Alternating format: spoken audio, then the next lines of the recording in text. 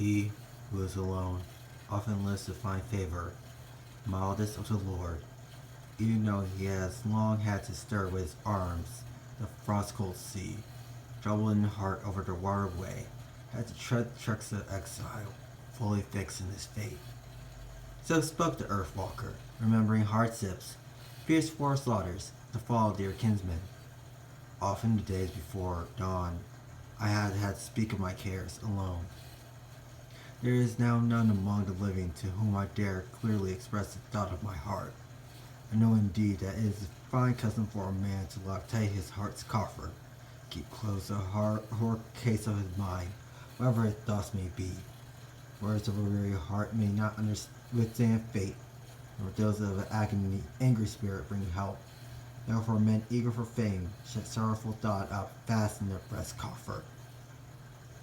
Thus I, wretched with care, removed from my homeland, far from kinsmen, have had fastened with fetters the thought of my heart, ever since the time, many years ago, that I covered my gold friend in the darkness of the earth. And from there I crossed the woven ways. Winter sad, downcast for what of a hall, sought to give her a treasure, a place, far or near, where I might find one of a mead hall, who would know of my people, who would comfort me friendless, receive me with gladness. You who has experienced it knows how cruel companion sorrow is to the man who hath loved no protectors. Exile's path awaits him. Not twisted gold, frozen thoughts in the heart case, no joy of earth. He recalls the hall warriors and the taking of the treasure, how in his youth his gold friend had made him accustomed to feasting. All delight has gone. He who has longed to forego the counsel of a beloved Lord knows indeed how, when sorrow and sleep together, find the poor dweller alone. It will seem to him his mind that he is embracing, kissing his liege lord, and laying his hands and head on his knee. And sometimes was in the old days where he took part in the grief gift-giving. Then he wakens again, the man with no lord, sees the yellow waves before him. The seabirds bathe, spread their feathers, frost and snowfall mingle with hail. Then the wounds are deeper in his heart. Sorrow for one's dear one. His sorrow renews as a memory of kinsmen moves through his mind. He greets them with glad words, eagerly looks at them, accompanied with warriors. Again they fade, moving over to the water. The spirit of those fleeting ones brings him familiar voices. Cares renew him who must again and again send his weary heart over the woven waves. Therefore, I cannot think of why the thoughts of my heart should not grow dark when I consider all a life of men through this world. With terrible swiftness they forego the hall floor, full young retainers. So the middle earth each day fails and falls. No man may indeed become wise before he has his share of winters in this world kingdom. The wise man must be patient, must never be too hard-hearted, nor too hasty of speech, nor too fearful, nor too gold, nor too greedy for wealth, nor too eager to boast before he has thought clearly.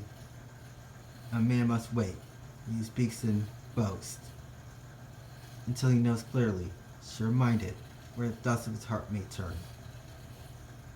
The wise warrior must consider how ghostly it will be when the wealth of this world stands waste. This is now here and there to this middle earth, wind-blown walls stand covered with frostfall, storm-beaten dwellings.